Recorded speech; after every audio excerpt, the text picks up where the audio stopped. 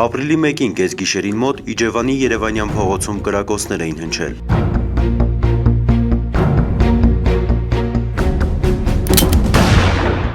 Սակայն ոչ հիվանդանոցից, ոչ էլ որևէ քաղաքացուց ոստիկանության Իջևանի բաժնում ահազանգ չէր ստացվել, ու եթե իրավապահները կատարվածի մասին օպերատիվ տեղեկություններ չստանային, կարելի էր կարծել, թե նման բան չի էլ եղել, ինչն այդպես չէր։ Դեպքը տեղի էր ունեցել Երևանյան փողոցում գործող ռեստորանային համալիրի դիմաց, եւ հրաշքով էր, որ կրակոցներից ոչ ոք չէր տուժել։ Տեղեկություններ ստացանք, որ Իջևան քաղաքի ռեստորանային համալիրներից մեկի տիրոջ նկատմամբ զենքի գործադրումով կատարվել է սպանության փորձ։ Ձեռնարկված օպերատիվ հետախուզական միջոցառումներով պարզվեց, որ հանցավոր արարքը կատարել է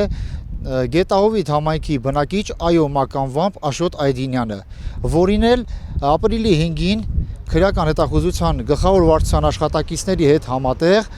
Երևան քաղաքի Ավանառնիչ թաղամասից հայտնաբերեցին եւ բերման ենթարկեցին ոստիկանության Իջևանի բաժին։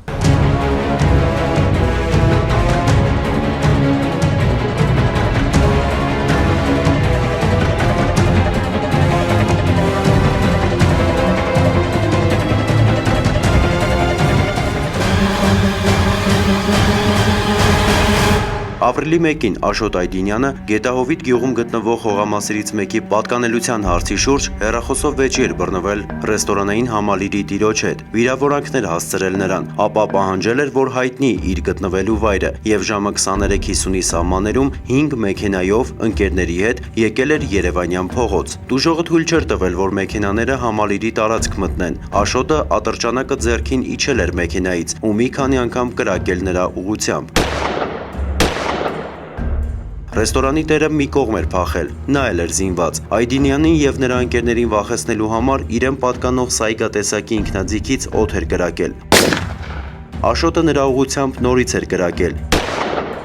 Ի պատասխան արդեն դեպի ռեստորանային համալիրի դարպասի կողմը։ 3 անգամ կրակել էր նաեւ տուժողը, որից հետո Աշոտի փամփուշտները վերջացել էին եւ նա ընկերների հետ հեռացել էր։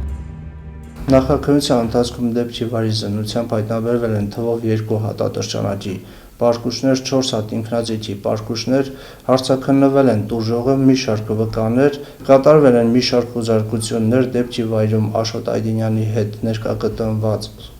անձանց բնակարաններում։